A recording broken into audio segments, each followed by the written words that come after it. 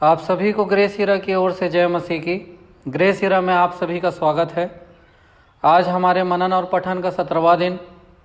कल हमने पुराने नियम के भागों में से रूत की पुस्तक और पहला शामुएल की पुस्तक पहला अध्याय से 16 अध्याय तक के भाग को देखा था और नए नियम के पुस्तक में से गलतियों की पुस्तक और तीतुस की पुस्तक को देखा था। आज उसी के आगे का भाग हम देखने जा रहे हैं। मैं आप सभी को धन्यवाद देता हूं जो अभी तक आप हमसे जुड़े रहे और आगे भी हमसे जुड़े रहिए और परमेश्वर हम सबको आशीषित जरूर करेगा। आइए और अधिक समय नहीं गवाते, आगे बढ़ते हैं। आज हम पुराने नियम में से 2 पुस्तकों को और नए नियम में से 2 पुस्तकों को पढ़ने जा रहे हैं। पुराने नियम में से जो 2 पुस्तकों को आज हमको पढ़ना है वो है पहला शामुएल की पुस्तक और दूसरे शामुएल की पुस्तक। पहले शामुएल की पुस्तक का हमको आज जो पढ़ना है वो है अध्याय 17 से अध्याय 31 तक। अध्याय 17 से अध्याय 30 तक जब हम पढ़ते हैं तो हम उसमें दाऊद और शाऊल इनके बिगड़ते बनते रिश्ते के बारे में हम वर्णन पाते हैं। वैसे ही अध्याय 31 जब हम पढ़ते हैं पहले शामुएल का, उसमें हम शाऊल और उसके पुत्रों की मृत्यु का वर्णन हम पाते हैं। इसी के साथ पहला शामुएल की पुस्तक ऐसे समाप्त हो जाती है। दूसरा शामुएल की पुस्तक, शामुएल की दूसरी पुस्तक बाइबल की 10वीं पुस्तक है। शामुएल की दूसरी पुस्तक शामुएल की पहली पुस्तक का शेष भाग है। यह राजा के रूप में दाऊद के शासनकाल अर्थात पहले दक्षिण फिर उत्तर में संपूर्ण इज़राइल जाति पर राज्य का इतिहास है। दाऊद को परमेश्वर में दृढ़ विश्वास रखने वाले और उसकी उपासना करने वाले व्यक्ति के रूप में दर्शाया गया है। दूसरा शामुएल की पुस्तक में आज जो भाग हमको पढ़ना है वह अध्याय 1 से अध्याय 3 तक का भाग है। अध्याय 1 से अध्याय 3 तक के भाग में हम यहूदा पर दाऊद के शासन का मुख्य भाग को देखते हैं। इसी के साथ हमने पुराने नियम के आज के भाग को समाप्त कर लिया है। आइए नए नियम के भाग के लिए आज के पठन का आगे बढ़ते हैं।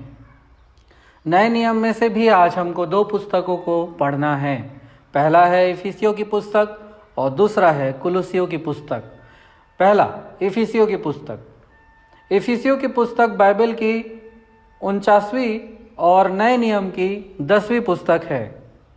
इफिसियों के नाम पौलुस प्रेरित की पत्री सबसे पहले संबंधित है परमेश्वर की योजना से कि जो कुछ स्वर्ग में है और जो कुछ पृथ्वी में है सब कुछ वह मसीह में एकत्रित करे।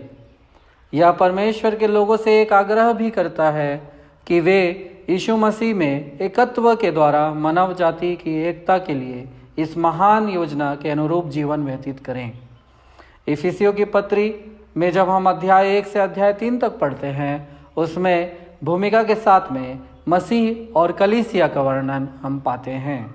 वैसे ही जब हम अध्याय 4 से अध्याय 6 तक पढ़ते हैं उसमें मसीह में नया जीवन का वर्णन हम देखते हैं और उपसहार के साथ पौलुस इसको समाप्त करता है। दूसरी पुस्तक कुलुसियों की पुस्तक। कुलुसियों की पत्री बाइबल की 91वीं और नए नियम की 12वीं पुस्तक है। कुलुसियों के नाम पौलुस प्रेरित की पत्री एशिया माइनर के कुलुस्से नगर की कलीसिया को लिखी गई थी जो इफिसुस नगर के पूर्व में स्थित था। इस कलीसिया की स्थापना पौलुस ने नहीं की थी परंतु यह उस क्षेत्र में स्थित थी जिसका उत्तरदायित्व पौलुस अपने कंधों पर अनुभव करता था। जैसा कि हम पौलुस का रोमी साम्राज्य के एक प्रांत अखाया की राजधानी इफिसुस से मसीह सेवकों को भेजते हुए पाते हैं। पौलुस को यह पता चला था कि कुलुस्से की कलीसिया में कुछ गलत शिक्षक थे जो इस बात पर जोर देते थे कि परमेश्वर को जानने और पूर्ण उद्धार प्राप्त करने के लिए एक व्यक्ति को कुछ विशेष आत्मिक प्रधानों और अधिकारियों की उपासना करना अनिवार्य था। इसके साथ ही साथ ये शिक्षक कहते थे कि व्यक्ति को कुछ विशेष धर्म विधियों जैसे खतना को मानना और भोजन तथा अन्य बातों से संबंधित कठोर नियमों का पालन करना अनिवार्य है। पौलुस इन शिक्षाओं का विरोध करने के लिए सच्चे मसीही संदेश के साथ यह पत्री लिखता है। कुलुसियों की पत्री में से अध्याय 1 और अध्याय 2 को जब हम पढ़ते हैं, उसमें भूमिका के साथ में मसीह के स्वभाव और कार्य के बारे में हम देखते हैं। इसी के साथ हमने पठन के आज के भाग का छोटा सा विवरण समाप्त कर लिया है, देख लिया है। आइए अपने प्रार्थना पत्र के अनुसार एक छोटी सी दुआ करें। पवित्र, जीवित, सामर्थ्य, अनुग्रहकारी परमेश्वर पिता, प्रार्थना करते हैं प्रभु, अभी तक आपने संभाला, इतने दिनों तक आप हमें साथ लिए चले और अभी तक आप हमको लिए चल रहे हैं। धन्यवाद। कलीसिया ज्योति और नमक के समान बन जाए प्रभु, जैसा आपका वचन कहता है उस वचन के अनुसार कलीसिया परिवर्तित हो जाए परमेश्वर। प्रार्थना करते हैं प्रभु, जिन प्रश्नों के उत्तर संसार ढूंढ रहा है, उस संसार को यह समझ में आए कि कलीसिया के पास उसका उत्तर है। प्रार्थना करते हैं प्रभु, आप कलीसिया को ज्योति और नमक बनने में सहायता और मदद करें।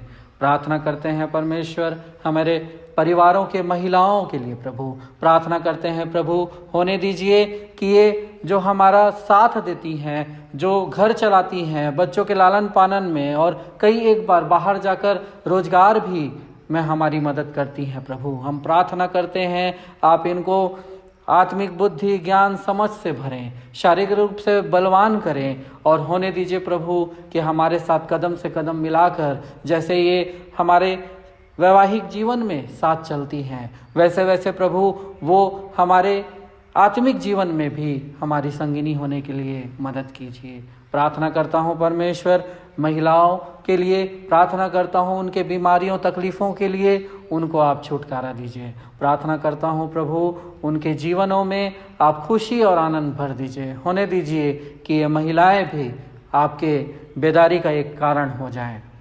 प्रार्थना करता हूँ परमेश्वर, छत्तीसगढ़ के धमतरी जिला के लिए और भारत देश के नागालैंड राज्य के लिए होने दीजिए प्रभु, आपकी महिमा इन दोनों जगहों में होने पाए।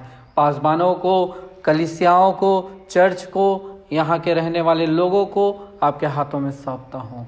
प्रार्थना करता हूँ प्रभु, आपका एक बड़ा काम यहाँ दिखाई देने वाला हो सके। हर एक बातों में आदर, महिमा, इज्जत, गौरव, जलाल आपको देता हूँ। प्रार्थना यीशु के नाम से मांगता हूँ, सुनिए और कबूल कीजिए, आमीन। मैं जो भी बातें कर रहा हूँ और जिस प्रार्थना पत्र का जिक्र मैं कर रहा हूँ, यदि आपके पास नहीं है तो उसका लिखा हुआ प्रारूप हमारी वेबसाइट www.graceera.in पर मौजूद है। लिंक डिस्क्रिप्शन में दी जा चुकी है। आप अगर चाहें तो लिंक के ज़रिए हमारी वेबसाइट में जा सकते हैं। हम पठन और मनन में आगे बढ़ें और परमेश्वर के साथ अपने संबंध को और मजबूत करें। कल मिलते हैं आगे के भागों के साथ। सबों को जय मसीह की।